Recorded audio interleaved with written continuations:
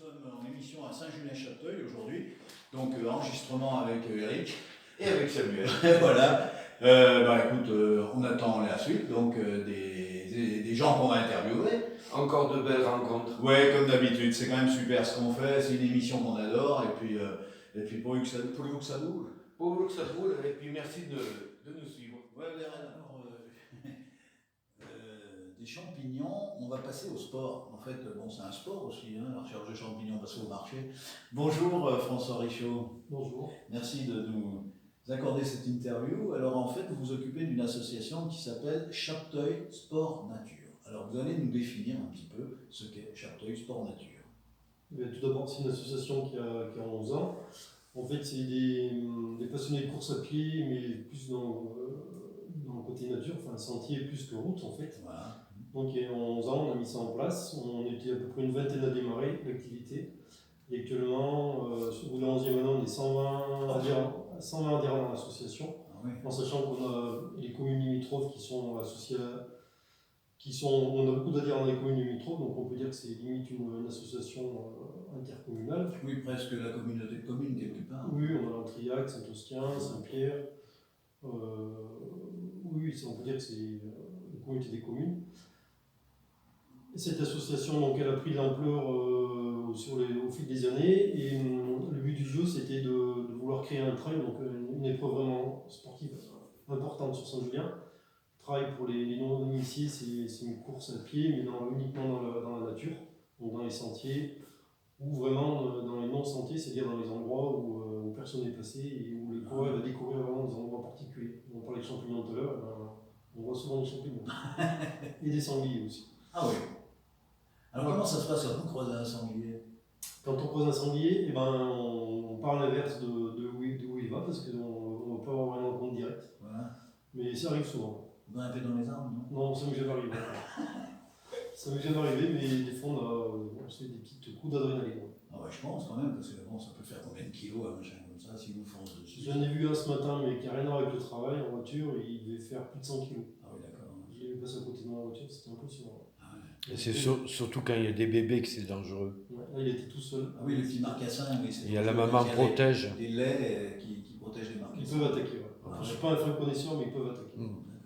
Bon, on n'est pas là pour parler des sangliers, Voilà, mais donc, enfin, ça fait partie du jeu, dirons. Donc on parlera du Capitaux Trail juste après, puisque l'association entre-temps elle s'est développée. En fait, on a eu d'autres activités parallèles, donc comme le badminton, avec le nouveau complexe sportif. Donc on a à peu près 25 adhérents qui font du badminton sur le complexe sportif. On a de la marche nordique. On a en même temps on fait de la course d'orientation, on fait aussi des petites périodes de ski de fond, on fait des week-ends dans les Alpes en ski de fond, on n'est pas du tout un club de ski de fond, ce qui est déjà ce qu'il faut sur Saint-Julien, mais on a des petites parenthèses ski de fond qui permettent de consolider notre forme physique par rapport à la course. Il y a vraiment des possibilités de ski de fond sur Saint-Julien, ou vous êtes obligé de monter plus haut?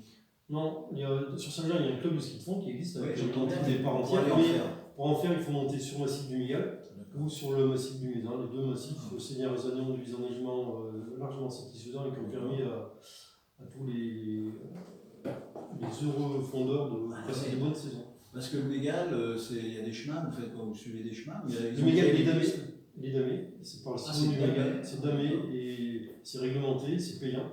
Ah oui. Et il y a des pistes exactement comme pour le Mégal. D'accord. Donc c'est bon à savoir pour les gens qui viennent de Saint-Étienne, de Lyon et tout, et qui nous écoutent. Quand il y a un bon enneigement, on a beaucoup de Stéphanois qui viennent, comme ils viennent chercher les champignons, ils viennent skier dans le Mégal aussi. Voilà, c'est ça, oui, d'accord. Et ils achètent des résidences secondaires aussi. Ils achètent des résidences secondaires aussi. Ils viennent au Capitaux Trail aussi. Voilà, donc c'est ça, vous allez pouvoir en parler.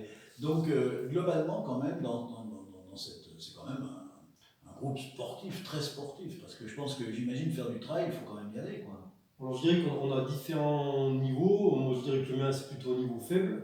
C'est-à-dire que je me fais plaisir mais à mon niveau, j'arrive à faire 30 km maximum sur mes courses. Oui, c'est déjà pas mal. En combien de jours? Ça se compte en heures pour moi. Après on a des athlètes, oui, moi je peux citer des athlètes. On a Samuson, entre autres, qui ont fait l'UTMB, qui ont eu des très bons classements, qui a fait la Diagonale des Fous. UTMB, c'est UTMB, c'est la course sur le plus mondialement connu qui se passe à Chamonix, qui a eu lieu la semaine dernière. Ah oui, d'accord, c'est ça. Voilà, avec plus de 4000 ou 5000 participants. Voilà, donc on a tout un panel de niveaux en fait, et chacun s'y retrouve, et puis on est tous contents de supporter ceux qui tournent bien, et ceux qui tournent bien est tout content aussi de venir nous voir quand.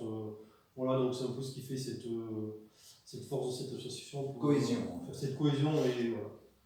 C'est là aussi tout le monde s'y retrouve, parce qu'il y a différents niveaux, et on accepte tout le monde en fait. D'accord, ok.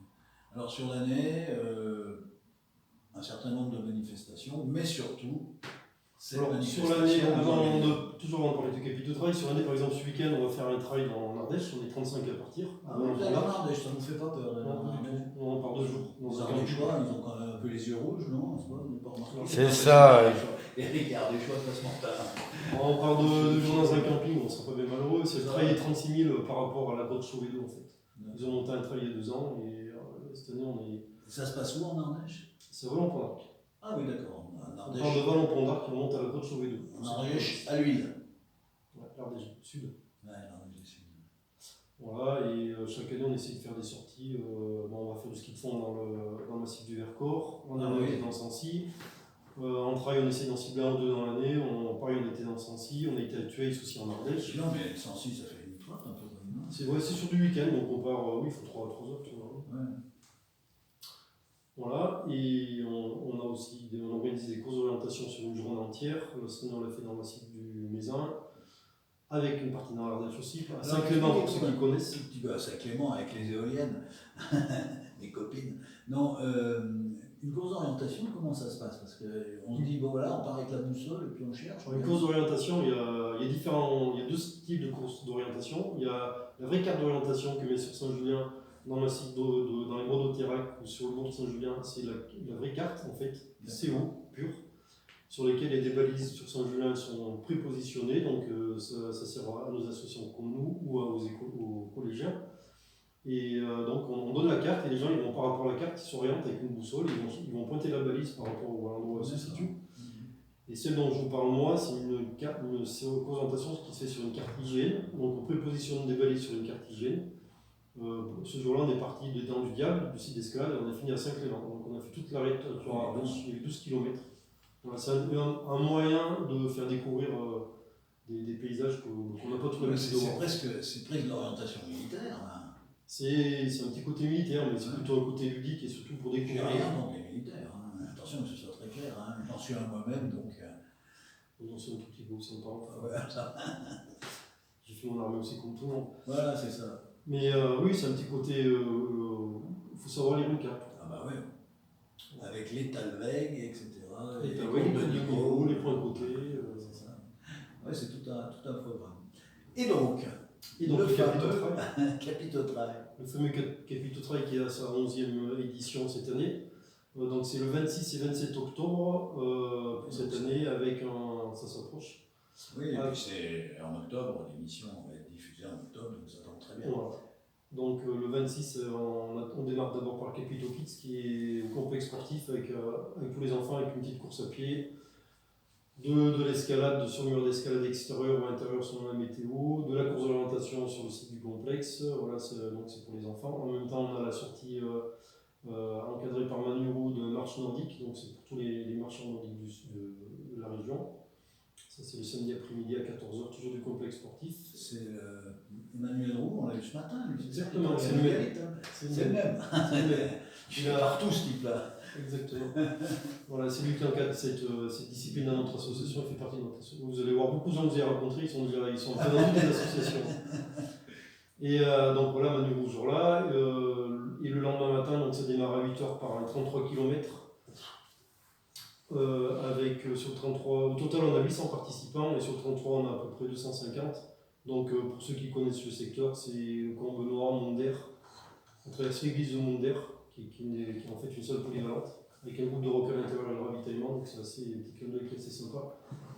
Et ils partent sur la Tortue, Montescla, le lac Bleu.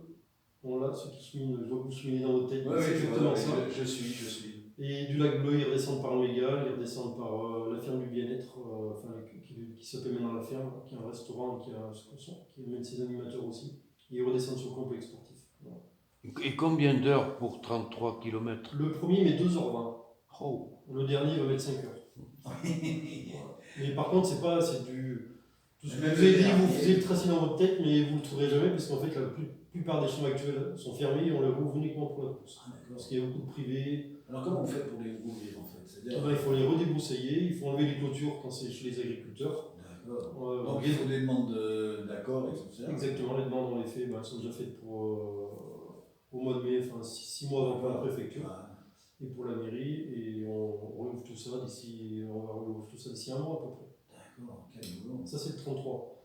On a le 20 km qui se fait en duo. Le duo, c'est-à-dire qu'ils partent à deux et reviennent à deux.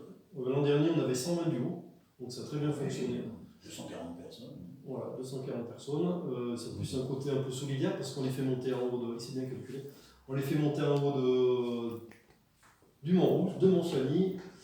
Pareil, ils passent dans l'église de Mondère, ils redescendent sur Saint-Julien. Et voilà, il y a un peu un dénivelé assez conséquent, mais voilà, il faut être très solidaire à deux. Oui, parce qu'il faut monter puis redescendre. Quoi, voilà. ça, le plus dur, c'est de monter. Mais descendre, c'est moi, compliqué. je trouve que à mon petit niveau qui fait de la marque, moi, je fais de la marque, moi, c'est la descente qui m'est pénible. Et c'est exactement, en course à pied, c'est exactement pareil. Sur les trails beaucoup plus longs, mais même déjà 30 km, la partie descendante est plus compliquée que les parties montantes.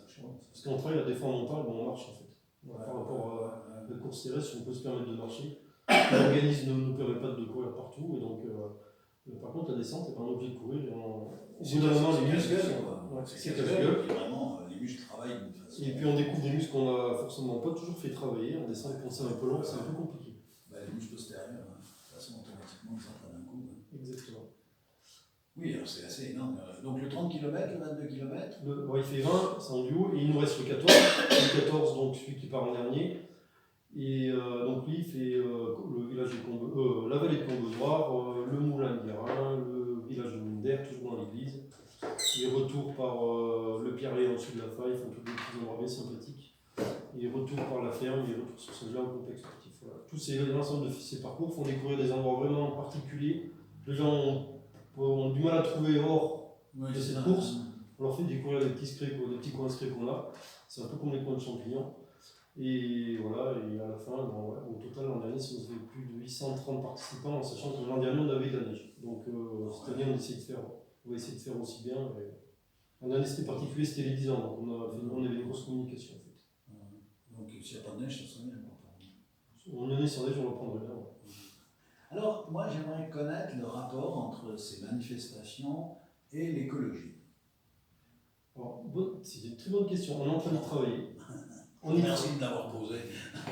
On y travaille, c'est compliqué. Un premier exemple, c'est les gobelets. On essaye de faire partir, de pas mettre de gobelets sur les ravitaillements. Et le problème, c'est que les bénévoles, en parenthèse, on a 120 bénévoles sur la course. Les bénévoles, ils se font. C'est compliqué parce qu'ils se font. Pas mal de coureurs, ils sont un peu. Engueulés, voilà, c'est le mot. Donc, du coup, on y va à tatillon. Donc, on part sur du gobelet plus carton, enfin recyclable, en sachant que le gobelet plastique va être interdit dans les 2 ans, je crois. Voilà. Donc, on y travaille, mais il faut que les mentalités bougent. Elles bougent déjà beaucoup. Mais les coureurs, attendez, les mecs, ils sont quand même des gourdes, non? Ils ont des gourdes, mais le problème, c'est qu'on, par exemple, on prenait 14 km, c'est des personnes qui vont venir, ça sent peut-être leur seule course de l'année, et ils n'ont pas trop l'habitude des courses comme ça, et ils vont arriver en pensant qu'ils vont, et qu'ils n'ont pas. C'est pas vraiment les habitués. C'est comme les mecs qui font le Mont Blanc en basket, quoi. C'est un peu pareil. C'est exactement ça. Et après, voilà, on essaie de travailler sur le recyclage à l'arrivée, et puis je leur tire mon chapeau, c'est que quand on dévalise les parcours, on ramasse, mais franchement, 2-3 petites pipettes en plastique dessus, ce qui permet de se booster un peu. C'est vraiment de ce côté-là, ils sont déjà bien, voilà, ils laissent rien du tout dans la nature. De ce côté-là, il n'y a aucun souci. Et comme on disait tout à l'heure au niveau nature aussi, de refermer le parcours pendant 1 an, ça permet aussi de le laisser tranquille et d'éviter que, comme c'est souvent du privé, que les gens y retournent. Donc ça fait partie aussi de laisser la nature refaire son travail. Tout à fait. Je n'y renie pas qu'il n'y ait pas d'impact. Ça, c'est sûr qu'il y a un impact. Oui, mais enfin, c'est pas comme une course de trail en moto, truc comme ça, ou c'est pas de la saloperie comme ça. Hein. C'est pas tout à fait pareil. C'est que des coureurs. Non, Non, non, mais qu'il y a un petit impact sur la nature, que ça dérange un petit peu quelques animaux, pourquoi pas, effectivement, mais à partir du moment où vous refermez le tout, bah, les animaux, ils sont pas fous, hein, ils reprennent leur marque après. Hein. Tout à fait. Et puis aussi, on sait qu'il y a on a eu fait changer des portions de parcours par rapport à des fois à des animaux qui étaient présents. Ou voilà, on tient compte de ces choses-là. Des zones un peu protégées, quoi. Enfin, en tout cas, que vous protégez, c'est bien. Ben dis donc, c'est super. Je voulais juste rajouter qu'il y a une marche ce jour-là, le dimanche. C'est pour le petit Mathéo. C'est une association où on essaye la marche, on reverse l'ensemble des recettes à une association qui gère des enfants malades. Donc cette année, c'est le petit Mathéo, c'est une association de l'Isère. Et donc voilà, c'est les gens qui gèrent cette association qui vont gérer la marche, qui fait un parcours de 11 km autour de ces journées. Donc eux viennent, et c'est eux qui gèrent. Voilà, ils gèrent la communication, ils gèrent le ravitaillement et les inscriptions, et l'ensemble des inscriptions leur revient. On leur fournit même le ravitaillement, voilà, donc chaque année ça fait des sommes assez conséquentes. Je doute. Pour 800 et quelques personnes. Voilà. En marcheurs, les marcheurs, ça va, cette année on en avait 300, ça peut aller jusqu'à 600 ou 700 selon les années, selon la météo. Non mais globalement, tout confondu. Tout confondu, on est à 800 coureurs, l'an dernier il y a eu 300 marcheurs, donc on a 1100 personnes, et on a eu monter jusqu'à 1200, 1300. Alors dans ces coups de temps-là, donc justement, l'infrastructure est faite comment? Parce qu'il faut leur donner à manger à ces gens-là, il faut qu'ils puissent coucher, à moins que ça dure que la Alors journée. on a beaucoup, notre clientèle en parenthèse, donc les gens qui sont intéressés par ces courses, c'est beaucoup du 42, du 07 et du 63, bon, beaucoup bien sûr du département, beaucoup des gens qui sont en villégiature, qui ont déjà leur propre maison, on en parlait tout à l'heure, secondaire sur le secteur. On a le VVF qui accueille des gens aussi, on a tous les gîtes. Il y a 2 ans, on avait rempli les gîtes au-delà de Saint-Front, les gens ne trouvaient pas, ils ont été au-delà de Saint-Front. Donc c'est un impact aussi économique conséquent, qu'on ne voit pas mais qui existe. Ah oui. Voilà, l'an dernier, on avait 37 départements qui étaient représentés sur la course. Donc il y a un gros impact économique qui est invisible mais qui est présent quand même. Ah bah c'est étonnant, c'est clair, c'est pas étonnant justement, je trouve ça super. En tout cas, bon, Saint-Julien, ça bouge. Hein. Ça bouge et pour nous ça court. Et pour vous, ça court, ce sera le mot de la fin. Merci François Richaud pour cette interview.